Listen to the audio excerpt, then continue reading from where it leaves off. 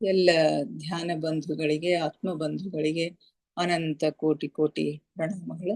ಇಂದಿನ ಧ್ಯಾನ ಸ್ವಾಧ್ಯಾಯ ಸತ್ಸಂಗ ಕಾರ್ಯಕ್ರಮಕ್ಕೆ ತಮಗೆಲ್ಲರಿಗೂ ತುಂಬು ಹೃದಯದ ಸ್ವಾಗತ.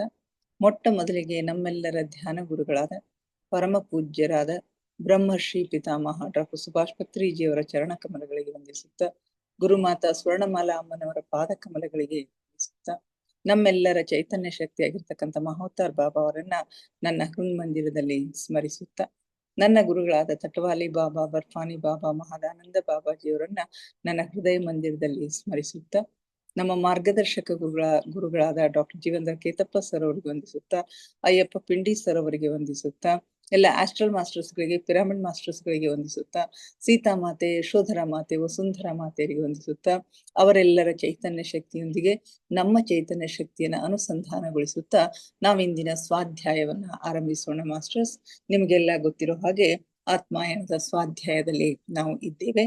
ನಿನ್ನಿನ ಒಂದು ಕ್ಲಾಸ್ನಲ್ಲಿ ಪೀಟರ್ ರೆಶ್ಲೋ ಅವರು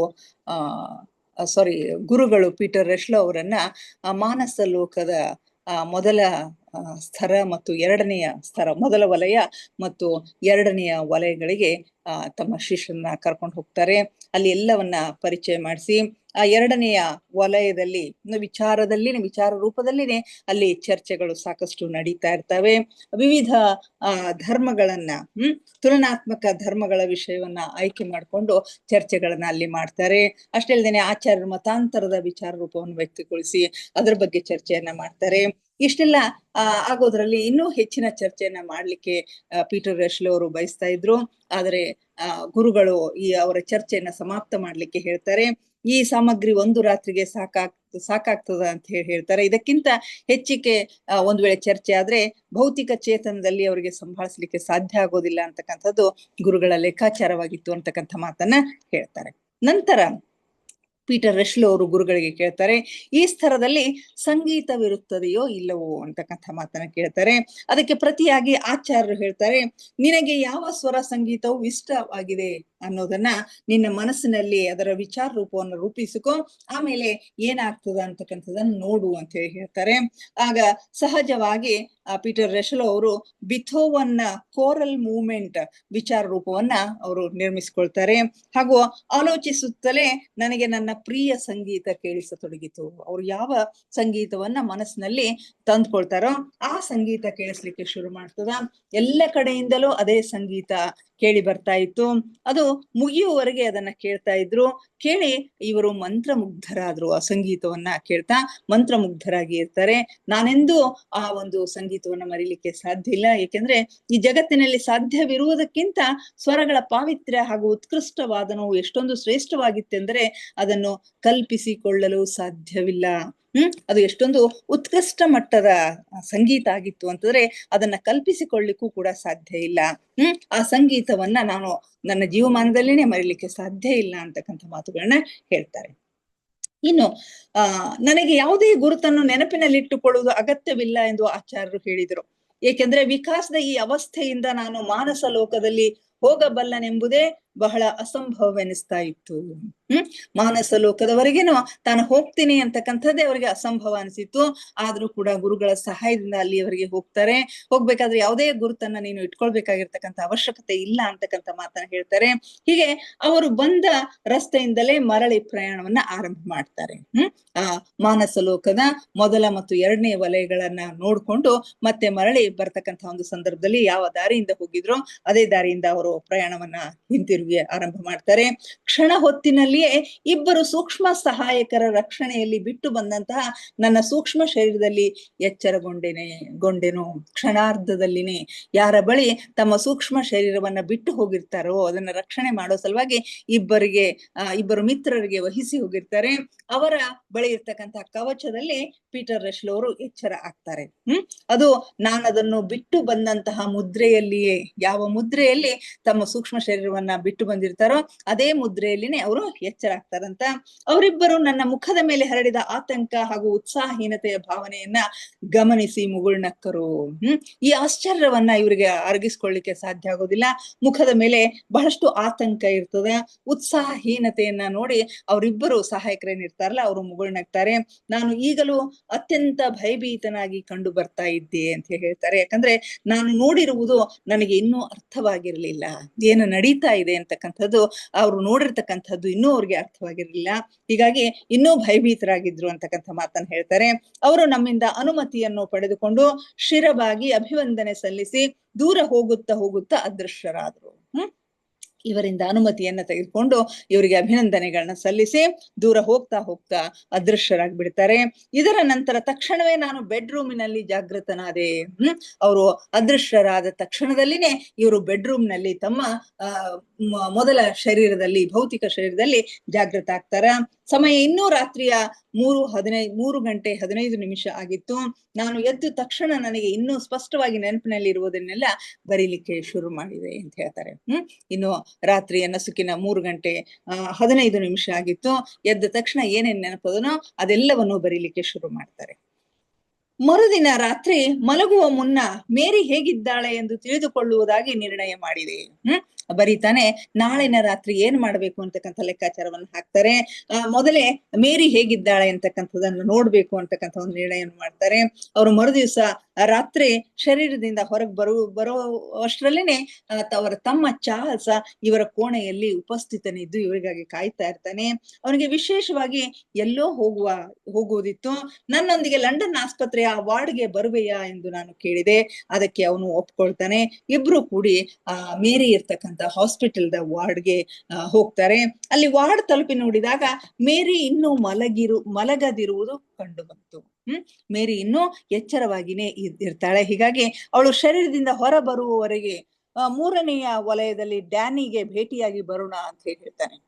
ಮೇರಿ ಶರೀರದಿಂದ ಹೊರ ಬರುವವರೆಗೇನೋ ಆ 3ನೇ ವಲಯದಲ್ಲಿ ಇರ್ತಕ್ಕಂಥ ಡ್ಯಾನಿ ಅಂತಕ್ಕಂಥ ವ್ಯಕ್ತಿಗೆ ಭೇಟಿಯಾಗಿ ಬರೋಣ ಅಂತಕ್ಕಂಥ ಮಾತನ್ನ ರೆಶ್ಲೋ ಅವರು ತಮ್ಮನಿಗೆ ಹೇಳ್ತಾರೆ.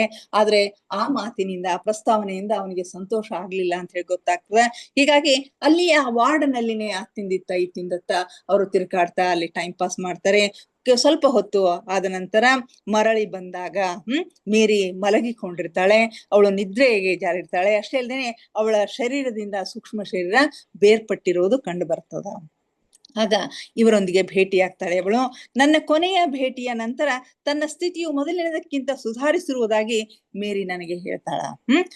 ಇವರ ಮೊದಲ ಭೇಟಿಗಿಂತಲೂ ಈಗಿನ ಒಂದು ಭೇಟಿಯಲ್ಲಿ ಅವಳ ಒಂದು ಪರಿಸ್ಥಿತಿ ಬಹಳಷ್ಟು ಸುಧಾರಿಸಿದೆ ಅಂತಕ್ಕಂಥ ಮಾತನ್ನ ಮೇರಿ ಹೇಳ್ತಾಳೆ. ಆಮೇಲೆ ಅವಳ ತಂಗಿ ಐರಿನ್ ಕೂಡ ಹಿಂದಿನ ಸಲ ಹೇಳಿರುವುದೆಲ್ಲ ತನಗೆ ನೆನಪಿನಲ್ಲಿ ಇದೆ ಅಂತಕ್ಕಂಥ ಮಾತುಗಳನ್ನ ಹೇಳ್ತಾಳೆ. ಈಗ ಮೇರಿ ತನ್ನ ಹಳೆಯ ಮನೆಯಲ್ಲಿ ತಾಯಿ ಹಾಗೂ ತಂಗಿಯೊಂದಿಗೆ ರಾತ್ರಿಯನ್ನ ಕಳೀತಾ ಇರ್ತಾಳೆ. ಆದ್ರೆ ಏನಾಗಿದೆ ಎಂಬುದು ಅವಳಿಗೆ ನೆನಪಿರೋದಿಲ್ಲ. ಪ್ರತಿದಿನ ರಾತ್ರಿ ತನ್ನ ತಾಯಿ ಮತ್ತು ತಂಗಿಯೊಂದಿಗೆ ಅವಳು ಸಮಯವನ್ನ ಕಳೀತಾ ಇರ್ತಾಳೆ. ಆದ್ರೆ ಏನಾಗ್ತಾ ಇದೆ ಅಂತಕ್ಕಂಥದ್ದು ಅವಳಿಗೆ ನೆನಪಿನಲ್ಲಿ ಉಳಿಯೋದಿಲ್ಲ. ನಾನು ಅವಳಿಗೆ ಹೇಳಬಹುದಾದ ವಿಧಾನಗಳನ್ನೆಲ್ಲ ಹೇಳಿದೆ. ಏನೇನೋ ತಿಳಿಸಿ ಹೇಳಲಿಕ್ಕೆ ಸಾಧ್ಯ ಇದೆಯೋ ತನಗೆ ಗೊತ್ತಿರ್ತಕ್ಕಂಥ ಎಲ್ಲ ವಿಧಾನಗಳನ್ನು ಅವಳಿಗೆ ತಿಳಿಸಿ ಹೇಳ್ತಾರೆ. ಅವರ ಕಥೆಯನ್ನು ಕೂಡ, ನನ್ನ ಕಥೆಯನ್ನು ಹೇಳಿ ಅವಳಿಗೆ ಮಾರ್ಗದರ್ಶನ ಮಾಡಿದೆನೋ. ಭವಿಷ್ಯದಲ್ಲಿ ಎಂದಾದರೂ ನನ್ನ ಸಹಾಯ ಬೇಕು ಅಂತ ನಿನಗನಿಸ್ತು ಅಂತಂದ್ರೆ ಸಂಪೂರ್ಣ ಶಕ್ತಿಯನ್ನು ಉಪಯೋಗಿಸಿ ಆಲೋಚನೆಯನ್ನ ಮಾಡು. ಆಗ ನಾನು ನಿನ್ನ ಪ್ರಶ್ನೆಗಳಿಗೆ ನಾನು ಬಂದು ಉತ್ತರಿಸ್ತೀನಿ ಅಂತ ಹೇಳಿ ಅವಳಿಗೆ ಹೇಳಿ ಹೊರಟು ಬಿಡ್ತಾರೆ. ಮೇರಿ ಬಹಳ ಮುದ್ದು ಹುಡುಗಿಯಾಗಿದ್ದಾಳೆ ಎಂದಷ್ಟೇ ಚಾರ್ಲ್ಸ್ ಹೇಳಿದನು. ತಮ್ಮ ಚಾರ್ಲ್ಸ್ ಮೇರಿಯನ್ನ ನೋಡಿ ಅವಳು ತುಂಬಾ ಮುದ್ದಾದ ಹುಡುಗಿಯಾಗಿದ್ದಾಳೆ ಅಂತಕ್ಕಂಥ ಮಾತನ್ನ ಹೇಳ್ತಾನೆ. ಇನ್ನುಳಿದ ರಾತ್ರಿ ನಾವಿಬ್ರು ಅಡ್ಡಾಡಲು ಹೋಗೋಣ ಅಂತ ಹೇಳಿ ಅವನ ಪ್ರಸ್ತಾಪವನ್ನ ಇಡ್ತಾನೆ. ಇಡೀ ರಾತ್ರಿ ಒಂದು ವಿಷಯದಲ್ಲಾದ್ರೂ ಆತ ನನಗಿಂತ ಕುಶಲನಾಗಿದ್ದಾನೆ ಅಂತಕ್ಕಂಥ ಸಂಗತಿಯನ್ನ ತೋರಿಸ್ಲಿಕ್ಕೆ ಅವನು ಇಷ್ಟಪಡ್ತಾ ಇದ್ದ. ನಾನು ಒಪ್ಪಿಗೆ ಸೂಚಿಸಿದ ನಂತರ ಇಬ್ಬರು ಕುಳಿತುಕೊಳ್ಳಬಹುದಾದಂತ ಒಂದು ಪುಟ್ಟ ವಿಮಾನದ ವಿಚಾರ ರೂಪವನ್ನು ಅವನು ನಿರ್ಮಿಸ್ತಾನೆ. ತಮ್ಮ ಚಾರ್ಲ್ಸ್ ತಾನು ಎಲ್ಲ ವಿಷಯದಲ್ಲಿ, ಕೆಲವು ವಿಷಯಗಳಲ್ಲಾದ್ರೂ ಅಣ್ಣನಿಗಿಂತ ಹೆಚ್ಚು ಕುಶಲನಾಗಿದ್ದೇನೆ ಅಂತಕ್ಕಂಥ ತೋರಿಸ್ಕೊಳ್ಳಿಕ್ಕೆ ಅವನು ಪ್ರಯತ್ನ ಮಾಡ್ತಾ ಇರ್ತಾನೆ. ಇವರು ಒಪ್ಪಿಗೆ ಸೂಚಿಸಿದ ಮೇಲೆ ತನ್ನ ವಿಚಾರ ರೂಪದಿಂದ ಒಂದು ಪುಟ್ಟ ವಿಮಾನವನ್ನ ತಯಾರು ಮಾಡಿ ಅವ್ರು ಸಿದ್ಧ ಮಾಡ್ತಾನೆ. ಅವನು ವಿಮಾನ ಹಾರಿಸಿ ಪೂರ್ಣ ಆಸ್ಟ್ರೇಲಿಯಾವನ್ನ ಸುತ್ತಾಡಿಸ್ತಾನೆ. ಯಾಕಂದ್ರೆ ಮೊದಲೇ ಅವನು ಪೈಲಟ್ ಆಗಿರ್ತಾನೆ. ವಿಮಾನದ ಕಾರ್ಯವಿಧಾನಗಳನ್ನು ಕೂಡ ಇವರಿಗೆ ಹೇಳಿಕೊಡ್ತಾನೆ. ನಾವಿನ್ನು ಅದರಲ್ಲಿದ್ದಾಗಲೇ ನನಗೆ ಶರೀರದಲ್ಲಿ ಮರಳಲು ಕರೆ ಬಂತು. ನಾವಿನ್ನೂ ಆ ವಿಮಾನದಲ್ಲಿ ಇದ್ದಾಗಲೇ ನನ್ನ ಸಮಯ ಮುಗಿದಿದೆ, ನೀನು ಶರೀರದಲ್ಲಿ ಜಾಗೃತನಾಗಬೇಕು ಅಂತಕ್ಕಂಥ ಒಂದು ಕರೆ ಬರ್ತದ. ವಿಮಾನವನ್ನ ಪೂರ್ಣ ಎತ್ತರದಲ್ಲಿ ಬಿಟ್ಟು ನಾನು ಕೊಲಂಬೋದಲ್ಲಿ ಹಾಸಿಗೆಯ ಮೇಲೆ ಮಲಗಿದ ನನ್ನ ಶರೀರದಲ್ಲಿ ಮರಳಿ ಬಂದೆ ಅಂತಕ್ಕಂಥ ಸಂಗತಿಯನ್ನ ಹೇಳ್ತಾರೆ. ಇಲ್ಲಿಗೆ 10ನೆಯ ಅಧ್ಯಾಯ ಸಮಾಪ್ತ ಆಗ್ತದ. ಮುಂದೆ ಆಚಾರ್ಯರು ಇಂದು ಎಂದಿಗಿಂತ 10 ನಿಮಿಷ ಮುಂಚಿತವಾಗಿ ಬಂದ್ರು. ಮರುದಿವಸ ಆಚಾರ್ಯರು ಬರ್ತಾರೆ ಈ ಎಲ್ಲ ಸಂಗತಿಗಳನ್ನ ಕೇಳಿಕೆ. ಎಂದಿಗಿಂತ 10 ನಿಮಿಷ ಮುಂಚಿತವಾಗಿನೇ ಬರ್ತಾರೆ. ನಾನಿನ್ನೂ ಉಪಹಾರ ಮುಗಿಸುವುದರಲ್ಲಿ ಇದ್ದೆ. ಇಡೀ ಒಂದು ವಾರದ ವಿವರಣೆಯನ್ನು ಬರೆದು ಮುಗಿಸಲು ನನಗೆ ಬಹಳ ಸಮಯ ಹಿಡಿಯಿತು. ಒಂದು ವಾರದ ವಿವರಣೆಯನ್ನ ಬರೆದು ಮುಗಿಸ್ಬೇಕಾಗಿತ್ತು. ಅದಕ್ಕಾಗಿ ನನಗೆ ಬಹಳಷ್ಟು ಸಮಯ ಹಿಡಿಯಿತು. ಮೊದಲು ಬರೆದು ಮುಗಿಸಿದ ಮೇಲೆ ಶೇವ್ ಮಾಡಿಕೊಂಡು ಸ್ನಾನ ಮುಗಿಸಿದೆ. ನಾನಿನ್ನು ಪೂರ್ಣ ತಯಾರಾಗಿ ಇರದೇ ಇದ್ದುದು ಆಚಾರ್ಯರಿಗೆ ವ್ಯತ್ಯಾಸವೇನೋ ಆಗ್ಲಿಲ್ಲ. ಬದಲಾಗಿ ಬೇಗನೆ ಬಂದಿದ್ದಕ್ಕಾಗಿ ಅವರು ನನ್ನ ಕ್ಷಮೆಯನ್ನ ಕೋರಿದ್ರು ಅಂತ ಹೇಳ್ತಾರೆ. ಅವರು ತಮ್ಮ ಇಷ್ಟ ಸ್ಥಳವಾದ ಕಾರ್ಪೆಟ್ ಮೇಲೆ ಕುಳಿತುಕೊಳ್ತಾರೆ. ಬೇಗ ಬಂದಿದ್ದಕ್ಕಾಗಿ ಕ್ಷಮೆಯನ್ನ ಯಾಚಿಸಿ ತಮ್ಗೆ ಬಹಳಷ್ಟು ಇಷ್ಟವಾಗಿರ್ತಕ್ಕಂಥ ಒಂದು ಕಾರ್ಪೆಟ್ನ ಮೇಲೆ ಅವರು ಸುಖಾಸನದಲ್ಲಿ ಕುಳಿತುಕೊಳ್ತಾರೆ. ನಾನು ಬರೆದ ವಿವರಣೆಯನ್ನ ಓದಬಹುದೇ ಅಂತ ಹೇಳಿ ಕೇಳಿದನು. ಹಿಂದಿನ ಸೋಮವಾರದಿಂದ ಇಲ್ಲಿಯವರೆಗೆ, ಅಂದ್ರೆ ನಾವು ಕೊನೆಯ ಭೇಟಿಯಾಗುವವರೆಗೆ ವಿವರಣೆಯನ್ನೊಳಗೊಂಡ ಟೈಪ್ ಮಾಡಿದ ಸಂಕಲನವನ್ನು ಅವರಿಗೆ ನಾನು ನೀಡಿದೆ. ಈ ಒಂದು ವಾರದ ಅವಧಿಯ ಹಿಂದಿನ ಸೋಮವಾರದಿಂದ ಹಿಡಿದು ಇವತ್ತಿನವರೆಗಿನ ಅವರು ಕೊನೆಯ ಭೇಟಿಯಾಗುವವರೆಗೆ ಇರ್ತಕ್ಕಂಥ ವಿವರಣೆಯನ್ನ ಅದರಲ್ಲಿ ಟೈಪ್ ಮಾಡಿ ಇಟ್ಟಿರ್ತಾರೆ. ಅವೆಲ್ಲವುಗಳನ್ನ ಅವರಿಗೆ ಕೊಡ್ತಾರೆ. ಅದನ್ನ ಓದುವ ಅವಶ್ಯಕತೆ ಏನಿದೆ ಎಂದು ನಾನು ಅವರನ್ನ ಕೇಳಿದೆ. ಯಾಕಂದ್ರೆ ನಾನಲ್ಲಿ ಏನೇನೋ ಮಾಡಿದ್ದೇನೆನ್ನುವುದು ಅವ್ರಿಗೆ ತಿಳಿದೇ ಇತ್ತು ಎಂಬುದನ್ನು ನಾನು ಬಲ್ಲೆ. ನಾವಿಬ್ರು ಕೂಡಿನೇ ಪ್ರಯಾಣವನ್ನ ಮಾಡಿದೀವಿ. ಅಲ್ಲಿ ಏನ್ ನಡೆದ ಅನ್ನೋದು ನಿಮ್ಗೆಲ್ಲರಿಗೂ ಗೊತ್ತಿರ್ತಕ್ಕಂಥ ಸಂಗತಿನೇ ಇದೆ. ಆದ್ರೂ ಕೂಡ ಇದನ್ನ ಓದುವ ಅವಶ್ಯಕತೆ ಏನದ ಅಂತಕ್ಕಂಥ ಒಂದು ಮಾತನ್ನ ಹೇಳ್ತಾರೆ. ಆಗ ಆಚಾರ್ಯರು ಹೇಳ್ತಾರೆ, ಹೌದು, ನಾನು ನಿನ್ನ ಸಂಪರ್ಕದಲ್ಲಿದ್ದೆ. ಏಕೆಂದರೆ ನನ್ನಿಂದ ನೀನು ಶಿಕ್ಷಣವನ್ನು ಪಡೆಯುತ್ತಿರುವವರೆಗೆ ನಿನ್ನೊಂದಿಗೆ ಮಾನಸಿಕ ಸ್ತರದಲ್ಲಿ ಸಂಪರ್ಕ ಹೊಂದಿರುವ ಅನುಮತಿ ನನಗೆ ಇದೆ. ಹೌದು, ನಾನು ನಿನ್ನ ಸಂಪರ್ಕದಲ್ಲಿದ್ದೆ, ನಿನ್ನ ಜೊತೆಗೆ ಇದ್ದೆ. ಯಾಕಂದ್ರೆ ನಾನು ಎಲ್ಲಿಯವರೆಗೆ ನಿನಗೆ ಶಿಕ್ಷಣವನ್ನ ಕೊಡ್ತಾ ಇರ್ತೀನೋ ಅಲ್ಲಿಯವರೆಗೆ ಮಾನಸಿಕ ಸ್ತರದಲ್ಲಿ ನಾನು ನಿನ್ನ ಸಂಪರ್ಕದಲ್ಲಿ ಇರ್ತೀನಿ. ಆ ಅನುಮತಿ ನನಗೆ ಇದೆ ಅಂತ ಹೇಳ್ತಾರೆ. ಆ ನಂತರ ನಮ್ಮ ಮನೋಮಯ ಕೋಶದ ಸಂಪರ್ಕ ಕಡಿದು ಹೋಗುತ್ತದೆ. ಆ ನಂತರ ನಮ್ಮ ಮನಸ್ಸುಗಳ ಮನೋಮಯ ಕೋಶದ ಒಂದು ಸಂಪರ್ಕ ಏನದಲ್ಲ ಅದು ಕಡಿದು ಹೋಗ್ತದ. ಯಾಕಂದ್ರೆ ನನಗೆ ಇನ್ನೊಬ್ಬರ ಹೃದಯದಲ್ಲಿ ಇಣುಕಿ ನೋಡುವ ಅನುಮತಿ ಇಲ್ಲ, ಮತ್ತೊಬ್ಬರ ಹೃದಯವನ್ನ ಹೊಕ್ಕು ನೋಡ್ತಕ್ಕಂಥ ಅನುಮತಿ ಇಲ್ಲ. ನನ್ನೆದುರಿಗೆ ಕಳೆದ ವಾರ ಬಂದಂತಹ ವಿಶೇಷ ಪರಿಸ್ಥಿತಿಗಳು ಬಂದರೆ ಮಾತ್ರ ನಾವು ಜೊತೆಯಾಗಿ ಇರ್ತೀವಿ. ಕಳೆದ ವಾರ ಬಂದಂತಹ ವಿಶೇಷ ಪರಿಸ್ಥಿತಿಗಳಂತಂದ್ರೆ ನಾವು ಆ ಮೇಲು ಲೋಕಕ್ಕೆ ಹೋಗ್ಲಿಕ್ಕೆ ಅವರಿಗೆ ಪೀಟರ್ ರೆಶ್ಲಿ ಅವರಿಗೆ ಸಾಧ್ಯವಾಗದೇ ಇದ್ದಾಗ ಗುರುಗಳನ್ನ ಅವರು ನೆನಪಿಸ್ಕೊಳ್ತಾರಲ್ಲ, ಆ ರೀತಿಯ ಪ್ರಸಂಗಗಳು ಬಂದ್ರೆ ಮಾತ್ರ ಮತ್ತೆ ನಾವು ಒಬ್ಬರನ್ನೊಬ್ಬರು ಭೇಟಿಯಾಗ್ಲಿಕ್ಕೆ ಸಾಧ್ಯ ಆಗ್ತದೆ. ಇಲ್ಲಂತಂದ್ರೆ ಇಲ್ಲ ಅಂತಕ್ಕಂಥ ಮಾತನ್ನ ಹೇಳ್ತಾರೆ. ಪ್ರತಿಯೊಬ್ಬನು ತನ್ನ ಕರ್ಮಗಳಿಗೆ ತನಗೆ ಹಾಗೂ ತನ್ನ ಸೃಷ್ಟಿಕರ್ತನಿಗೆ ಹೊಣೆಗಾರನಾಗಿರುತ್ತಾನೆ. ಪ್ರತಿಯೊಬ್ಬ ವ್ಯಕ್ತಿಯು ತನ್ನ ಕರ್ಮಗಳಿಗೆ ತಾನೇ ಹೊಣೆಗಾರನಾಗಿರ್ತಾನೆ. ತನಗೆ ತಾನೇ ಹೊಣೆಗಾರನಾಗಿರ್ತಾನೆ. ತನ್ನ ಸೃಷ್ಟಿಕರ್ತನಿಗೂ ಅವನು ಹೊಣೆಗಾರನಾಗಿರ್ತಾನೆ. ಅವನ ಆಲೋಚನೆ ಹಾಗೂ ಕೃತ್ಯಗಳಿಗೆ ಅನುಗುಣವಾಗಿ ಅವನಿಗೆ ಅದರ ಫಲ ಸಿಗುತ್ತೆ. ಯಾವ ರೀತಿ ಆಲೋಚನೆಯನ್ನ ಮಾಡ್ತಾನೆ, ಯಾವ ರೀತಿಯ ಕೃತ್ಯಗಳನ್ನ ಕೆಲಸಗಳನ್ನ ಮಾಡ್ತಾನೆ ಅನ್ನೋದಕ್ಕೆ ಅನುಗುಣವಾಗಿ ಅವನಿಗೆ ಯಾವ ಕೆಲಸಕ್ಕೆ ಬಹುಮಾನ ಸಿಗಬೇಕು, ಯಾವ ಕೆಲಸಕ್ಕೆ ದಂಡ ಸಿಗಬೇಕು ಅಂತಕ್ಕಂಥದ್ದು ಪ್ರತಿಫಲ ಅವನಿಗೆ ಸಿಗ್ತದ ಅಂತಕ್ಕಂಥ ಮಾತನ್ನ ಹೇಳ್ತಾರೆ. ನೀನು ಮಾಡಿದ್ದು ನಿನಗೆಷ್ಟು ನೆನಪಿದೆ ಎಂಬುದನ್ನು ತಿಳಿದುಕೊಳ್ಳಲು ನಾನು ನೋಟ್ಸ್ ಓದಲು ಬಯಸಿದ್ದೆ. ನೀನ್ ಏನೆಲ್ಲವನ್ನ ಮಾಡಿದ್ದೀಯಾ, ಅದ್ರಲ್ಲಿ ನಿನ್ಗೆ ಎಷ್ಟು ನೆನಪಿದೆ ಅನ್ನೋದನ್ನ ತಿಳ್ಕೊಬೇಕಾದ್ರೆ ನಾನು ಈ ನೋಟ್ಸ್ ಅನ್ನ ಓದ್ಬೇಕು. ಈ ರೆಕಾರ್ಡ್ ಅನ್ನು ಓದದೆ ನಾನು ತಿಳಿದುಕೊಳ್ಳುವುದು ಹೇಗೆ ಅಂತಕ್ಕಂಥ ಹೇಳ್ತಾರೆ. ಅವರು ಆರಂಭದಿಂದ ಕೊನೆಯವರೆಗೆ ಓದಿದ ನಂತರ ಹೇಳ್ತಾರೆ, ಮಂಗಳವಾರ ರಾತ್ರಿಯ ಕುರಿತು ಬರೆದ ನಿನ್ನ ರಿಪೋರ್ಟ್ ಬಹಳ ಚೆನ್ನಾಗಿದೆ. ಮಂಗಳವಾರ ರಾತ್ರಿ ಅವರು ಗೋಲ್ಡನ್ ಸಿಟಿಗೆ ಹೋಗಿರ್ತಾರೆ. ಆ ಒಂದು ರಿಪೋರ್ಟ್ ತುಂಬಾ ಚೆನ್ನಾಗಿದೆ. ಯಾಕೆಂದ್ರೆ ಗೋಲ್ಡನ್ ಸಿಟಿ ಯಾತ್ರೆಯ ಸಂದರ್ಭದಲ್ಲಿ ಮತ್ತು ಜರುಗಿದ ಎಲ್ಲವನ್ನ ಬಹುಮಟ್ಟಿಗೆ ನೀನು ನೆನಪಿನಲ್ಲಿ ಇಟ್ಕೊಂಡಿದ್ಯಾ, ಅದೆಲ್ಲವನ್ನ ಬರ್ತಿದ್ಯಾ. ಒಂದು ಸಂಗತಿಯನ್ನ ನೀನು ಅವಶ್ಯವಾಗಿ ಮಾಡ್ತಿದೀಯಾ ಅಂತಕ್ಕಂಥ ಮಾತನ್ನ ಹೇಳ್ತಾರೆ. ಆ ಒಂದು ಸಂಗತಿ ಏನು ಅಂತಂದ್ರೆ, ನಿನ್ನ ಮಾರ್ಗದರ್ಶಕನು ನಿನ್ನನ್ನು ನಗರದ ಗಡಿ ಪ್ರದೇಶಗಳಿಗೂ ಕರೆದುಕೊಂಡು ಹೋಗಿ ಅಲ್ಲಿ ನಿನ್ನ ಗಮನವನ್ನು ತಮ್ಮಿಂದಲೇ ರಚಿತವಾದ ವಿಚಾರ ರೂಪದಲ್ಲಿ ಯೇಸು ಕ್ರಿಸ್ತನ ಮಾತುಗಳನ್ನು ಕೇಳುತ್ತಿದ್ದ ಜನಸಮೂಹದತ್ತ ನಿನ್ನ ಗಮನವನ್ನು ಸೆಳೆದ ಸಂಗತಿಯನ್ನು ನೀನು ಉಲ್ಲೇಖಿಸಿಲ್ಲ. ಅಲ್ಲಿ ನಿನ್ನ ಮಾರ್ಗದರ್ಶಕರು ನಿಮ್ಮನ್ನ ಅಲ್ಲಿ ಕರೆದುಕೊಂಡು ಹೋಗಿ ಗಡಿ ಪ್ರದೇಶಕ್ಕೆ ಕರೆದುಕೊಂಡು ಹೋಗಿ ನಿನ್ನ ಗಮನವನ್ನ ಅವರ ವಿಚಾರದಿಂದ ರೂಪಿತವಾಗಿರ್ತಕ್ಕಂಥ ಒಂದು ಯೇಸು ಕ್ರಿಸ್ತನ ಮಾತುಗಳನ್ನ ಕೇಳ್ತಕ್ಕಂಥ ಜನ ಸಮೂಹದತ್ತ ನಿನ್ನ ಗಮನವನ್ನ ಅವರು ಸೆಳೆದಿದ್ರು. ಅದನ್ನ ನೀನು ಉಲ್ಲೇಖಿಸಿಲ್ಲ. ನಿನ್ನೊಂದಿಗೆ ಡೆಫ್ನಿಯೂ ಕೂಡ ಇದ್ಳು ಅಲ್ಲಿ. ಆದ್ರೆ ಅವಳು ಈ ಮಾತುಗಳನ್ನು ಕೇಳಿದ್ದಳು. ಯೇಸು ಪ್ರಭು ಹೇಳುತ್ತಿರುವುದೆಲ್ಲ ಮೊದಲೇ ಹೊಸ ಒಡಂಬಡಿಕೆಯ ವಿಭಿನ್ನ ಭಾಗಗಳಲ್ಲಿ ಉಲ್ಲೇಖವಾಗಿದೆ ಎಂದು ನೀನು ಹೇಳಿದ್ದೆ. ಇದರಿಂದಲೇ ಈ ಯೇಸು ಪ್ರಭು ನಿಜವಾದ ಯೇಸು ಪ್ರಭು ಅಲ್ಲ ಎಂಬುದು ತಿಳಿಯಬೇಕು. ಇದು ಕೇವಲ ಅವನ ನಂಬಿಗಸ್ತ ಅನುಯಾಯಿಗಳಿಂದ ಸೃಜನಗೊಂಡ ವಿಚಾರಗಳಲ್ಲಿ ಒಂದು ಅಭಿವ್ಯಕ್ತಿ ಮಾತ್ರವಾಗಿತ್ತು.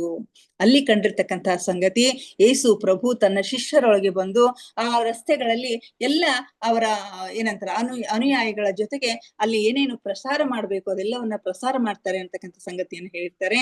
ಅದು ಕೇವಲ ವಿಚಾರ ರೂಪದಲ್ಲಿ ಇರ್ತಕ್ಕಂಥದ್ದು, ಅದು ನಿಜವಾದ ಯೇಸು ಪ್ರಭು ಅಲ್ಲ ಅಂತಕ್ಕಂಥ ಮಾತನ್ನು ಹೇಳ್ತಾರೆ. ಇದನ್ನ ನೀನು ಅರ್ಥ ಮಾಡ್ಕೊಳ್ಬೇಕಾಗಿತ್ತು, ಇದನ್ನ ನೀನು ಸರಿಯಾಗಿ ಅಭಿವ್ಯಕ್ತಗೊಳಿಸಿಲ್ಲ ಅಂತ ಹೇಳ್ತಾರೆ. ಒಂದು ವೇಳೆ ಯೇಸು ಪ್ರಭು ಸ್ವಯಂ ಮಾತನಾಡುತ್ತಿದ್ರೆ ನಿಸ್ಸಂಶಯವಾಗಿ ಅವರ ಭಾಷಣದ ಪ್ರಭಾವವು ನಿನ್ನ ಮನಸ್ಸಿನಿಂದ ಅಳಿದು ಹೋಗುತ್ತಿರಲಿಲ್ಲ. ಸ್ವತಃ ಯೇಸು ಪ್ರಭುವೇ ಮಾತನಾಡ್ತಾ ಇದ್ರು ಅಂತಂದ್ರೆ ಅವರ ಭಾಷಣದ ಪ್ರಭಾವ ನಿನ್ನ ಮನಸ್ಸಿನಿಂದ ಅಚ್ಚಳಿಯದೆ ಇರ್ತಿತ್ತು, ಅದು ಅಳಿದು ಹೋಗ್ತಾ ಇರ್ಲಿಲ್ಲ ಅಂತ ಹೇಳ್ತಾರೆ. ಯಾಕಂದ್ರೆ ಅವರಿನ್ನು ಜೀವಂತವಾಗಿದ್ದು ಈ ಗ್ರಹದ ಆಧ್ಯಾತ್ಮಿಕ ವಿಕಾಸದ ಜವಾಬ್ದಾರಿ ಅವರ ಹೆಗಲ ಮೇಲಿದೆ. ಯೇಸು ಪ್ರಭು ಇನ್ನೂ ಜೀವಂತವಾಗಿದ್ದು ಈ ಗ್ರಹದ ಆಧ್ಯಾತ್ಮಿಕ ವಿಕಾಸದ ಜವಾಬ್ದಾರಿಯನ್ನ ಅವ್ರು ಹೊತ್ಕೊಂಡಿದ್ದಾರೆ. ಮುಂದಿನ ಸಲ ಡೆಫ್ನಿಯನ್ನ ಭೇಟಿಯಾದಾಗ ಅವಳನ್ನು ಕೇಳು, ಅವಳಿಗೆ ಇದು ಅವಶ್ಯವಾಗಿ ನೆನಪಿರ್ತದ ಅಂತಕ್ಕಂಥ ಸಂಗತಿಯನ್ನ ಹೇಳ್ತಾರೆ. ಇದು ಮಂಗಳವಾರ ದಿವಸದ ಒಂದು ರಿಪೋರ್ಟ್ ನಲ್ಲಿ ಅವರಿಗೆ ಕಂಡಿರ್ತಕ್ಕಂಥ ಮಾತುಗಳನ್ನು ಹೇಳ್ತಾ ಇದ್ದಾರೆ. ಇನ್ನು ಬುಧವಾರ ರಾತ್ರಿ, ನಿನ್ನ ಪ್ರಯೋಗದಿಂದ ನಾನು ಬಹಳ ಪ್ರಸನ್ನನಾಗಿದ್ದೇನೆ, ಏಕೆಂದ್ರೆ ಇದು ನಾನು ಅಂದುಕೊಂಡಿದ್ದಕ್ಕಿಂತಲೂ ಉತ್ತಮವಾಗಿದೆ. ಬುಧವಾರ ದಿನದ ನಿನ್ನ ಪ್ರಯೋಗದಿಂದ ನಾನು ಬಹಳಷ್ಟು ಪ್ರಸನ್ನಾಗಿದ್ದೀನಿ, ಯಾಕಂದ್ರೆ ನಾನು ಅಂದ್ಕೊಂಡಿರೋದಕ್ಕಿಂತ ಉತ್ತಮವಾದ ಸಾಧನೆಯನ್ನ ನೀನು ಮಾಡಿದೀಯಾ. ನಿನಗೆ ಮಾನಸಿಕ ಚಟುವಟಿಕೆಗಳನ್ನು ವರ್ಣಿಸಲು ಶಬ್ದಗಳನ್ನು ಹುಡುಕುವುದು ಕಠಿಣವಾಗುತ್ತದೆ ಎಂದು ನಾನು ನಿನ್ನನ್ನು ಎಚ್ಚರಗೊಳಿಸಿದ್ದೆ. ಆದರೂ ಓದುಗರಿಗೆ ಇದರಿಂದ ಅಲ್ಪ ಸ್ವಲ್ಪ ತಿಳುವಳಿಕೆ ಅವಶ್ಯವಾಗಿ ಬರುವುದೆಂದು ನನಗನಿಸುತ್ತದೆ. ಆ ಮಾನಸಿಕ ಲೋಕದಲ್ಲಿ ಸಂಪೂರ್ಣ ವಿಚಾರ ರೂಪದಲ್ಲಿ ಇರ್ತಕ್ಕಂತಹ ವಿಚಾರಗಳನ್ನ ಅನುಭವಿಸಿಯೇ ಅದನ್ನ ನಾವು ನೋಡ್ಬೇಕಾಗತ್ತೆ. ಆದ್ರೆ ಮಾತುಗಳಲ್ಲಿ, ಶಬ್ದಗಳಲ್ಲಿ ಅದನ್ನ ಹಿಡಿದಿಡೋದು ಬಹಳಷ್ಟು ಕಷ್ಟ ಅಂತ ಅನಿಸ್ತದ ಅಂತಕ್ಕಂಥ ಮಾತನ್ನ ನಿನಗೆ ತಿಳಿಸಿದ್ದೆ. ಆದರೂ ಕೂಡ ನೀನು ಬರೆದಿರ್ತಕ್ಕಂಥ ಈ ಟಿಪ್ಪಣಿಯನ್ನ ನೋಡಿದಾಗ ಅಲ್ಪ ಸ್ವಲ್ಪವಾದರೂ ತಿಳುವಳಿಕೆ ಇದರಿಂದ ಜನರಿಗೆ ಸಿಗುತ್ತೆ ಅಂತಕ್ಕಂಥ ಭಾವನೆ ನನಗೆ ಬರ್ತಾ ಇದೆ. ನೀನು ನನ್ನ ಈ ಹಿಂದಿನ ಚರ್ಚೆಯಿಂದ ಬಹಳಷ್ಟು ಅಳವಡಿಸಿಕೊಂಡಿರುವುದರಿಂದ ನಾನು ಬಹಳ ಸಂತುಷ್ಟನಾಗಿದ್ದೇನೆ. ನಮ್ಮ ಹಿಂದಿನ ಚರ್ಚೆಯಿಂದ ಬಹಳಷ್ಟು ನೀನು ಅದನ್ನ ಅಳವಡಿಸಿಕೊಂಡಿರೋದ್ರಿಂದ ನಾನು ಬಹಳಷ್ಟು ಸಂತೃಪ್ತನಾಗಿದ್ದೇನೆ ಅಂತ ಹೇಳ್ತಾರೆ. ಇನ್ನು ನಿನ್ನೆ ರಾತ್ರಿಯ ನಿನ್ನ ಯಾತ್ರೆಯ ಕುರಿತು ನಾನು ಸ್ವಲ್ಪ ಹೇಳಬೇಕು. ನಿನ್ನ ಯಾತ್ರೆ ಕುರಿತು ಹೇಳಬೇಕು. ಏನಂತಾರೆ, ಭೌತಿಕ ಜಗತ್ತಿನಲ್ಲಿ ಮತ್ತು ಸೂಕ್ಷ್ಮ ಲೋಕದಲ್ಲಿ ಇತರರ ದೃಷ್ಟಿಕೋನವನ್ನು ನೀನು ಪರಿಗಣಿಸಬೇಕು.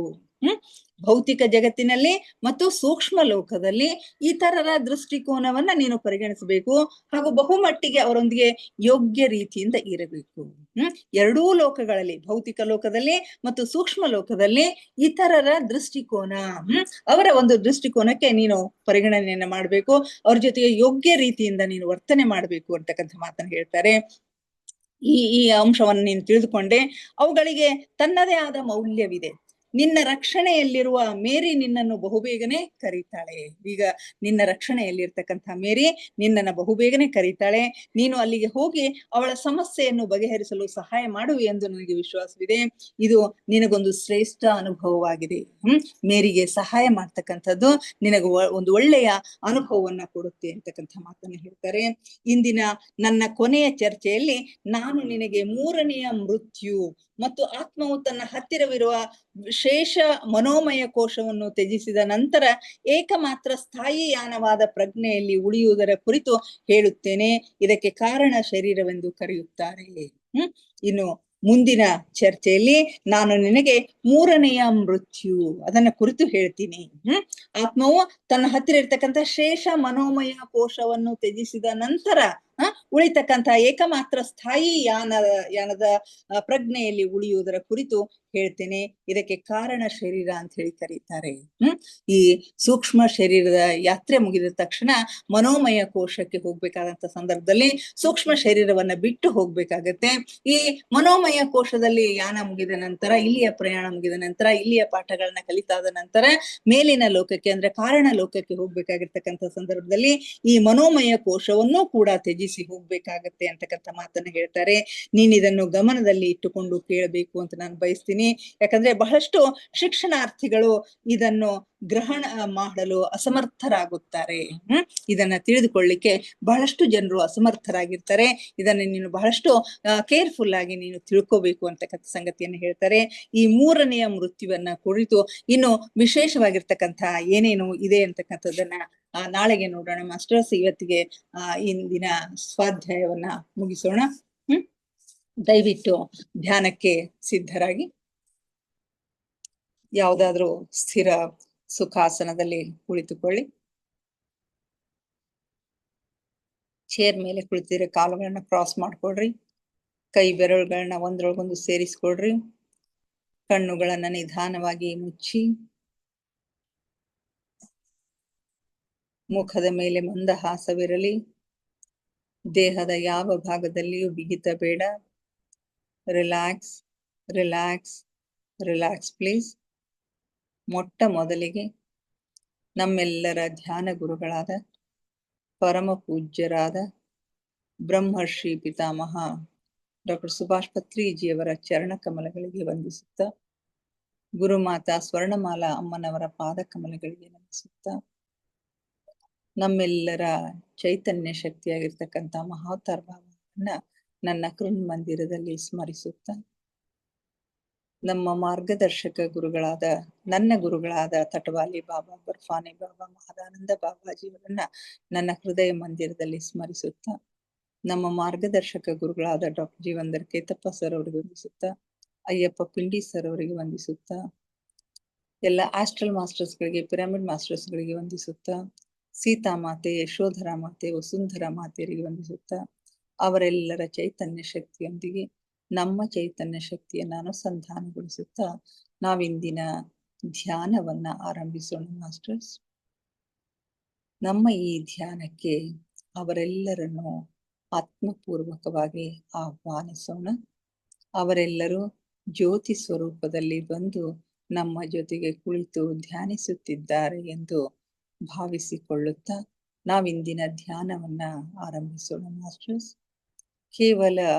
ಕೇವಲ ಸಹಜ ಶ್ವಾಸದ ಮೇಲೆ ಗಮನ. ಒಳ ಹೋಗುವ ಉಸಿರು, ಹೊರ ಬರುವ ಉಸಿರನ್ನು ಏಕಧಾರೆಯಾಗಿ ನಿರಂತರವಾಗಿ ಗಮನಿಸಿ ಮಾಸ್ಟರ್ಸ್. ಯಾವ ಆಲೋಚನೆಗಳು ಬೇಡ. ಆಲೋಚನೆಗಳು ಬಂದರೆ ಅವುಗಳನ್ನ ಬದಿಗೆ ಸರಿಸಿ ಮತ್ತೆ ಉಸಿರಿನ ಮೇಲೆ ಗಮನವನ್ನ ಕೇಂದ್ರೀಕರಿಸಿ. ಒಂದೊಂದು ಉಸಿರು ನಿಮ್ಮ ಗಮನಕ್ಕೆ ಬಾರದೆ ಹೋಗದಿರಲಿ. ಯಾವಾಗ ನಿಮ್ಮ ಮನಸ್ಸು ಸಂಪೂರ್ಣವಾಗಿ ಉಸಿರಿನ ಮೇಲೆ ಕೇಂದ್ರೀಕೃತವಾಗುತ್ತದೆಯೋ ಆಗ ನಿಮ್ಮ ಆಲೋಚನೆಗಳು ಶೂನ್ಯವಾಗುತ್ತವೆ, ಮನಸ್ಸು ಶಾಂತವಾಗುತ್ತದೆ, ಧ್ಯಾನ ಸಿದ್ಧಿಸುತ್ತದೆ. ನಮ್ಮ ಉಚ್ಛ್ವಾಸ ನಿಶ್ವಾಸದ ಮಧ್ಯದ ಬಿಂದು, ಅದುವೇ ಧ್ಯಾನ ಬಿಂದು, ಅದುವೇ ಶೂನ್ಯ ಬಿಂದು, ಅದುವೇ ನಮ್ಮ ಆಂತರಿಕ ಜಗತ್ತಿನ ಕೀಲಿಕೈ. ಅಲ್ಲಿ ಒಂದು ಕ್ಷಣ ನಿಲ್ಲುವ ಅಭ್ಯಾಸ ಮಾಡಿ ಮಾಸ್ಟರ್ಸ್. ನಿಮಗಾಗಿ ನಿಮ್ಮ ಆಂತರಿಕ ಜಗತ್ತು ತೆರೆದುಕೊಳ್ಳುತ್ತದೆ.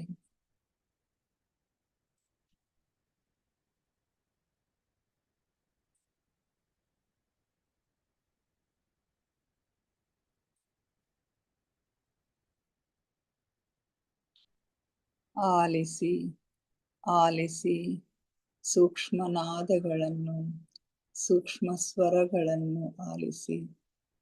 ಜೀರುಂಡೆಯ ನಾದವನ್ನು ಆಲಿಸಿ, ಘಂಟಾನಾದವನ್ನು ಆಲಿಸಿ, ಓಂಕಾರ ನಾದವನ್ನು ಆಲಿಸಿ. ನೀವೆಷ್ಟು ಸೂಕ್ಷ್ಮಗಳನ್ನು ಆಲಿಸಲು ಸಮರ್ಥರಾಗುವಿರೋ ಅಷ್ಟು ನಿಮ್ಮ ಒಳಲೋಕದ ಆಗುಹೋಗುಗಳು, ಮೇಲು ಲೋಕದ ಆಗುಹೋಗುಗಳು ನಿಮ್ಮ ಗಮನಕ್ಕೆ ಸ್ಪಷ್ಟವಾಗಿ ಗೋಚರಿಸುತ್ತವೆ ಮಾಸ್ಟರ್ಸ್.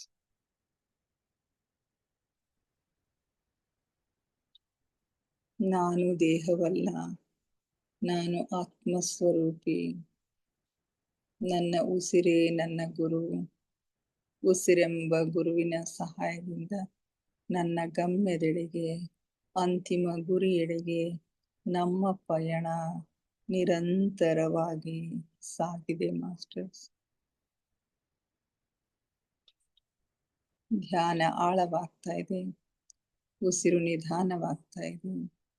ಉಸಿರು ನಿಧಾನವಾಗುತ್ತಾ ನಿಧಾನವಾಗುತ್ತಾ ಚಿಕ್ಕದಾಗುತ್ತಾ ನಮ್ಮ ಭೂ ಮಧ್ಯದಲ್ಲಿ ಸ್ಥಿರಗೊಳ್ತಾ ಇದೆ. ಅಲ್ಲಿ ನಮ್ಮ ಆಜ್ಞಾ ಚಕ್ರ ಜಾಗೃತ ಆಗ್ತಾ ಇದೆ. ಥರ್ಡ್ ಐ ಆಕ್ಟಿವೇಟ್ ಆಗ್ತಾ ಇದೆ. ಹಲವು ಬಣ್ಣಗಳು, ಹಲವು ದೃಶ್ಯಗಳು ನಮಗಾಗಿ ತೆರೆದುಕೊಳ್ಳುತ್ತವೆ ಮಾಸ್ಟರ್ಸ್. ಅಲ್ಲೇನು ಕಾಣುತ್ತದೆಯೋ ಅದನ್ನು ಸೂಕ್ಷ್ಮವಾಗಿ ವೀಕ್ಷಿಸಿ. ಆಳವಾದ ಧ್ಯಾನದ ಹಾಲ್ಗಡಲಿನಲ್ಲಿ ನಿಮ್ಮನ್ನು ನೀವು ಮುಳುಗಿಸಿ ಮಾಸ್ಟರ್ಸ್. ಆಲಿಸಿ, ಆನಂದಿಸಿ, ಆಹ್ಲಾದಿಸಿ. ಆ ಪರಮ ಸಖ್ಯವನ್ನ, ಪರಮಾತ್ಮನ ಸಾನ್ನಿಧ್ಯವನ್ನ ಅನುಭವಿಸಿ ಮಾಸ್ಟರ್ಸ್. ಆ ಪರಮ ಪ್ರಕಾಶದೊಂದಿಗೆ, ಪರಂಜ್ಯೋತಿಯೊಂದಿಗೆ ಲೀನವಾಗಿ ಮಾಸ್ಟರ್ಸ್.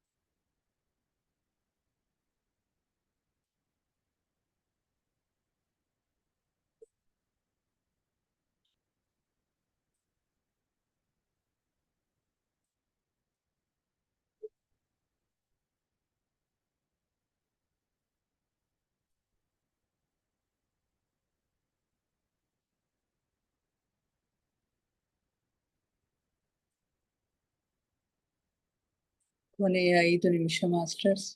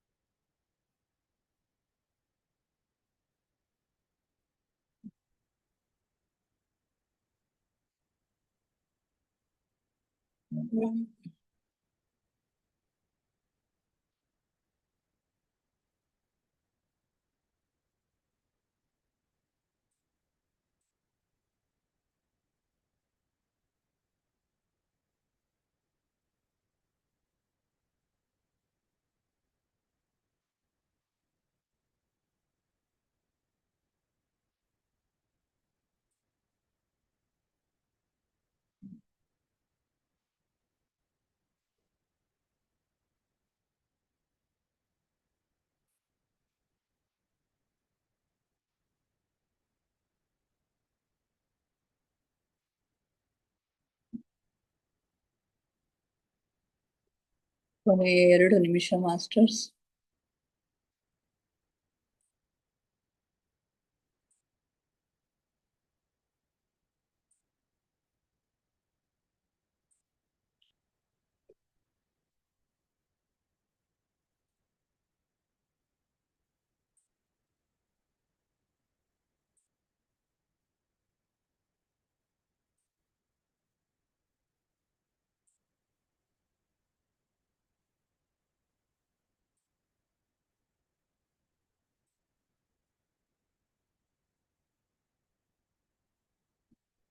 ಕೊನೆಯ 1 ನಿಮಿಷ.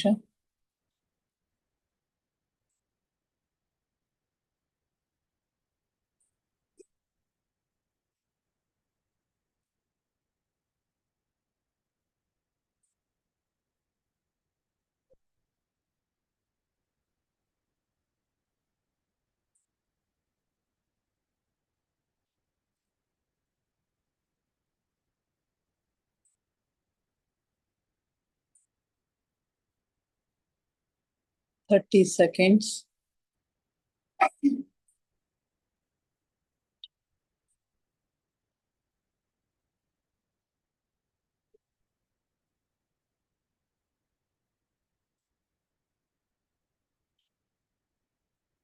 $10 seconds.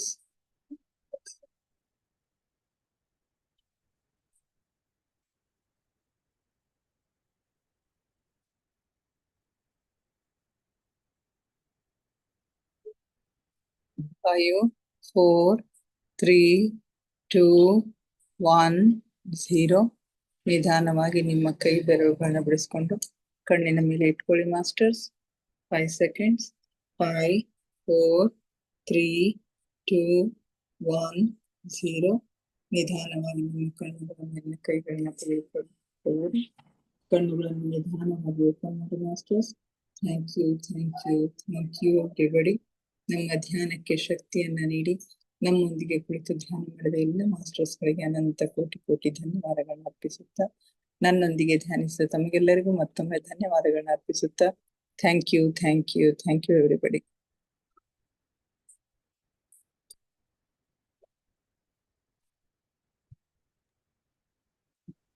ಯಾರಾದ್ರೂ ಶೇರ್ ಮಾಡ್ಕೊಳ್ತಿದ್ರು ಮಾಡ್ಕೊಳ್ರಿ. ಹಾ ರೀ ಮೇಡಮ್, ಚಲೋ ಐತ್ರಿ. ಹಾ ಐತ್ರಿ ಮೇಡಮ್. ಧ್ಯಾನನು ಒಂಥರ ಸಮಾಧಾನ ಐತ್ರಿ. ತಲೆ ಮೇಲೆ ಬಹಳ ಜುಮ್ ಇತ್ರಿ. ಇತ್ತಲ್ರಿ ಇವತ್ತ ಧ್ಯಾನಕ್ ಟೈಮ್ ಸಫಿಶಿಯಂಟ್ ಸಿಕ್ತಿವತ್ತ. ಹೌದು, ಸಫಿಶಿಯಂಟ್ ಇತ್ತು, ಅದಕ್ಕೆ ಸಮಾಧಾನ ಐತ್ರಿ ಮೇಡಮ್. ಅದು ಹಿಂಗೆ. ಆಮೇಲೆ ಅದು ಇದು ಸ್ವಾಧ್ಯಾಯದಾಗ ಅದು ಮುಸ್ಲಿಮ್ಸ್ದು ಅದು ಕನ್ವರ್ಷನ್ದು ಎಲ್ಲ ಹೆಂಗದ ನೋಡ್ರಿ ಮೇಡಮ್. ಕನ್ವರ್ಟ್ ಮಾಡ್ಬೇಕಂತಾರಲ್ಲ ಅವ್ರು, ಅವಾಗ ಅದ್ರ ಬಗ್ಗೆ ಎಷ್ಟು ಹೇಳ್ಯಾರ. ಹೌದು, ಬಾಳ ಚಲೋ. ಎಲ್ಲ ಧರ್ಮಗಳ ಸಾರ ಒಂದೇ ಅಂತ ಹೇಳ್ತಾರ. ಮತ್ತೇನ್ರಿ, ಅವ್ರಿಗೆ ಹಂಗ ಆಮೇಲೆ ಮತಾಂತರ ಮಾಡಬಾರದಂತಾರ ಯಾವಾಗ್ಲೂ ಗುರುಗಳು. ಹೌದು, ಅದೇ ಹೇಳ. ಆಮೇಲೆ ಇವ್ ಮುಸ್ಲಿಮ್ಸ್ ಒಟ್ಟ ಪುನರ್ಜನ್ಮದಾಗ ನಂಬಂಗಿಲ್ಲಂತ್ರಿ ಮೇಡಮ್. ಕೇಳ್ದೆ ನಮ್ ಫ್ರೆಂಡ್ಸ್ ಇರ್ತಾರಲ್ಲ, ಇರ್ಬೇಕ್ರಿ ಅವ್ರಿಗೆ ಇನ್ನೊಂದ್ ಜನ್ಮ ಇದ್ದಿದ್ದು ಅದು ಏನೋ ನಂಬಂಗಿಲ್ಲಂತ್ರಿ. ಅವ್ರ ನಂಬಲ್ಲಿ ಶಬಾನ್ ಅಂತಿದ್ರು, ಮಾತಾಡ್ತಿದ್ವಿ ಪೇಪರ್ ವ್ಯಾಲ್ಯೂಷನ್ ಹೋದಾಗ. ಹೌದಲ್ರಿ, ಅದು ಇಷ್ಟ ಆಶ್ಚರ್ಯ ಅನಿಸ್ತದ. ಅವ್ರ ಮತ್ ಯಾವಾಗ ಇದೆಲ್ಲ ಗೊತ್ತಾಗ್ಬೇಕು ಅವ್ರಿಗೆ. ಇನ್ನೊಂದ್ ಜನ್ಮ ತಗೊಂಡಾಗೆ ಏನಾಗಿ ಅದಕ್ ತಿಳಿಯುವಂತ ಕರ್ಮಗಳು ಒಳ್ಳೆ ಕರ್ಮ ಮಾಡಿದ್ರೆ ಈ ಕಡೆ ಬರ್ತಾರೋ ಏನೋ ಅನಿಸ್ತದ. ಆಯ್ತ್ರಿ ಮೇಡಮ್. ಮತ್ತೆ ಯಾರು ಶೇರ್ ಮಾಡ್ಕೋತಿದ್ರೆ ಮಾಡ್ಕೋರಿ. Okay madam. Okay thank you. Sarojini madam ಮಾತಾಡ್ತೀರಿ? ನಮಸ್ಕಾರ ಮೇಡಮ್. ನಮಸ್ಕಾರ ಮೇಡಮ್. ಯಾಕೋ ಗ್ಯಾಪ್ ಆಯ್ತು ನಿಮ್ದು? 2 ದಿವಸ ಗ್ಯಾಪ್ ಆಯ್ತು. ನಾನು ಅದೇ ಎಕ್ಸಾಮ್ ಒಳಗದ್ ಬಿಸಿ ಇದ್ರೇನ? ಎಕ್ಸಾಮ್ ಅನ್ನು ಮತ್ತೆ ಊರೊಳಗ ಜಾತ್ರೆ ಇತ್ತು, ಊರಿಗ್ ಹೋಗಿದ್ದೆ. ಹೌದ್ರಿ, ಹೌದಾ? Ugadi okay madam, okay. ಹಿಂಗಾಗಿ ಹಬ್ಬ ಐತ್ರಿ. ಹ್ಮ್. ಧ್ಯಾನ ಬಾಳ ಚೆನ್ನಾಗಿ ಆಯ್ತು. ಚೆನ್ನಾಗಿತ್ರಿ ಮೇಡಮ್, ಓಕೆ. ಸ್ವಾಧ್ಯಾಯ ಅಂತೂ ಬಹಳ ಸುಂದರವಾಗಿ ನಡೀತಾ ಇದೆ ಮೇಡಮ್. ಆಯ್ತ್ರಿ ಮೇಡಮ್. ಬಂದಂಗ ಆಯ್ತು ಎಂಡಿಗೆ. ಲಾಸ್ಟ್ ಚಾಪ್ಟರ್ ಅದರಿ ಇನ್ನ. ಮತಾಂತರ ಮಾಡೋದು ಮೇಡಮ್, ಮತಾಂತರ ಯಾವ ಮತಾನು ಒಂದೇ ದಾರಿ ಹೌದ್ ಹೌದು. ಹಿಡಿಯೋದು. ಹ್ಮ್. ಎಲ್ಲಾ ನದಿಗಳು ಹೋಗಿ ಸಮುದ್ರ ಸೇರ್ತಾವ ಅಂದಂಗ ಹೌದ್ರಿ, ಹೌದು. ಅದ್ರಾಗ ಮತಾಂತರ ಮಾಡೋದು ಇದು ಸಣ್ಣತನದ ಬುದ್ಧಿ ಅಥವಾ ಮೇಲ್ ಹೌದೌದು. ಮೈಂಡೆಡ್ನೆಸ್ ಆಗ್ತದೆ. ಹೌದು. ಸುಮ್ನೆ ನಮ್ ಧರ್ಮ ನಮ್ದು ಇದು ನಮ್ ಅಷ್ಟೇ. ಜಾತಿ ಎಲ್ಲ ಇದು ಧರ್ಮಗಳ ಸಾರ ಒಂದೇ ಅದರಿ, ಎಲ್ಲಾನು ಒಂದೇ ಒಳ್ಳೇದನ್ನೇ ಬಯಸ್ತದ. ಒಳ್ಳೆದೇನೆ ಅಷ್ಟೇ. Okay madam. ಅದಕ್ಕೆ ಒತ್ತಾಯದಿಂದ ಮತಾಂತರ ಮಾಡ್ಸೋದು ಚೆನ್ನಾಗಿರಲ್ಲ. ಚೆನ್ನಾಗಿರಲ್ಲ. ಓಕೆ. ಈಗೆಲ್ಲ ಕ್ರಿಶ್ಚಿಯನ್ರ ಮತಾಂತರ ಮಾಡಿಸ್ತಾರ ನೋಡ್ರಿ, ಎಲ್ಲಾ ನಮ್ಮ ಇಂಡಿಯಾದಾಗ ಎಷ್ಟು ಮತಾಂತರ ಮಾಡಿಸ್ತಾ ಇದಾರ. ಹೌದ್ರಿ, ಹೌದ್ರಿ. ಕ್ರಿಶ್ಚಿಯನ್ಸು ಮುಸ್ಲಿಮ್ಸು ಇವ್ರಿಬ್ರು ರೀ ಮೇಡಮ್. ಹೌದೌದು. ಅವ್ರದೇನು ನಮ್ದು ಜನಾಂಗ ಹೆಚ್ಚ ಮಾಡ್ಕೋಬೇಕು, ನಮ್ಮ ಧರ್ಮದ ಫಾಲೋವರ್ಸ್ ಹೆಚ್ಚಾಗ್ಬೇಕು. ಹೌದ್ರಿ.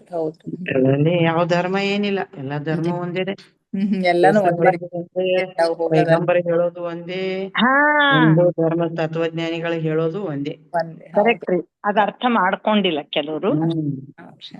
ಒತ್ತಾಯದಿಂದ ರೊಕ್ಕದ ಆಸೆ ತೋರಿಸಿ ಅಥವಾ ಇನ್ನೇನೇನೋ ಆಸೆ ತೋರಿಸಿ ಅಥವಾ ಒತ್ತಾಯದಿಂದ ಮತಾಂತರ ಮಾಡಿಸಬಾರ್ದು. ಹೌದೌದು. ಅದಕ್ಕೆ ಕರೆಕ್ಟ್ ಹೇಳ್ಯಾರ ಅದ್ರಾಗ, ಅದು ಮತಾಂತರ ಮಾಡ್ಸೋದು ತಪ್ಪು. ಯಾವ ಮತ ಧರ್ಮ ಯಾವ್ದೂ ಇಲ್ಲ, ನಾವು ಮಾಡ್ಕೊಂಡಿದ್ ಮೇಡಮ್ ಇದೆಲ್ಲ. ಹೌದು, ಮನುಷ್ಯರು ಎದರೆದರ್ದು ಪ್ರಕಾರ ಬಂದಂಗ ಅವರಿ ಅವು. ಮನುಜ ಮತ ಒಂದೇ. ಮನುಜ ಮತ ವಿಶ್ವಕವಿ ಕುವೆಂಪು ಹೇಳಿದಂಗ ಒಂದೇ ಮತ ಒಂದೇ ಪಥ ಅಷ್ಟೇ. Okay madam, okay. ಗೌರವ ಮೇಡಮ್ ಅವ್ರೆ, ಅವ್ರು ಆ ಮುಸ್ಲಿಮ್ಸ್ದು ಎಷ್ಟೊಂದ್ ಮದುವೆ ಮಾಡ್ಕೊತಾರಲ್ರಿ, ಅದ್ರ ಬಗ್ಗೆ ಏನು ಹೇಳಿಲ್ಲ ಇದ್ರಲ್ಲಿ ಅವ್ರು. ಮದ್ವೆಗಳ ಬಗ್ಗೆ ಅಲ್ರಿ, ಅದ್ರ ಬಗ್ಗೆ ಏನ್ ಹೇಳಿಲ್ರಿ ಮೇಡಮ್ ಇದ್ರೊಳಗ. ಇದು ಬರೀ ಆತ್ಮಕ್ ಸಂಬಂಧಪಟ್ಟಿದ್ದಾವಲ್ರಿ, ಸಂಬಂಧಪಟ್ಟಿದ್ದಲ್ರಿ. ಅದು ಸುಮ್ಮ ಮುಸ್ಲಿಂ ಧರ್ಮನು ಒಂದೇ, ಎಲ್ಲಾ ಧರ್ಮಗಳು ಒಂದೇ ಅಂತ ಅವ್ರದ್ದು ಇದು ತಗೊಂಡಾರ್ರಿ ಅಷ್ಟೇ. ಎಲ್ಲ ಪಾರ್ಸಿ, ಇಸ್ಲಾಂ, ಕ್ರಿಶ್ಚಿಯನ್, ಹಿಂದೂ ಎಲ್ಲಾ ಧರ್ಮದ ತತ್ವ ಒಂದೇ. ಒಂದೇ ಅನ್ನೋದು ಅದರಿ ಅಷ್ಟೇ. ಎಲ್ಲ ಒಂದೇ, ಎಲ್ಲಾ ಮತಗಳು. ಅದೇ ಈಗ ಮುಂದಿಂದು 3ನೇ ಮೃತ್ಯು, ಅದ್ರ ಬಗ್ಗೆ ಅದು ಮಾನಸ ಶರೀರದ ಮೃತ್ಯು. ಇದನ್ನು ಇರ್ತದ ಅಂತ ಗೊತ್ತಾಯ್ತು. ಆಶ್ಚರ್ಯ ಅನ್ನಿಸ್ತು ನನಗೆ, ತುಂಬಾ ಆಶ್ಚರ್ಯ. ಈಗ ಗೊತ್ತಾಗತ್ತದ ನಮಗನು. ಮನುಕೋಶ ಏನೋ ಅಂದ್ರಲ್ರಿ ಮೇಡಮ್, ಮನುಕೋಶ ಏನು? ಮನೋಮಯ ಕೋಶ. ಮನೋಮಯ ಕೋಶದ ಅದು ಮನೋಮಯ ಲೋಕದೊಳಗ ನಮ್ದ ಪಯಣ ಮುಗಿದ ತಕ್ಷಣ ಅದನ್ನ ಬಿಟ್ಟು ಕಾರಣ ಲೋಕಕ್ಕೆ ಹೋಗ್ತಿವ್ರಿ ಮೇಡಮ್. ಕಾರಣ ಲೋಕಕ್ಕೆ ಹೋಗ್ಬೇಕಾದ್ರೆ ಈ ಮನೋಮಯ ಕೋಶ ತ್ಯಜಿಸಿ ಹೋಗ್ಬೇಕು. ತ್ಯಜಿಸಿ ಹೋಗ್ಬೇಕು. ಅತಿ ಸೂಕ್ಷ್ಮ, ಇನ್ನೂ ಸೂಕ್ಷ್ಮ ಇರೋದು ಒಂದು ಸೂಕ್ಷ್ಮ ಮಾಡ್ಕೊಂಡು ಹೋಗ್ತೀವಿ ಕಾರಣ ಶರೀರಕ್ಕೆ. Okay madam. Okay, thank you madam, thank you very much. ನಾಳೆ ಮತ್ತೆ ಭೇಟಿಯಾಗೋಣ ಸ್ವಾಧ್ಯಾಯ ಸತ್ಸಂಗದೊಂದಿಗೆ. Thank you everybody. Good night madam, good night.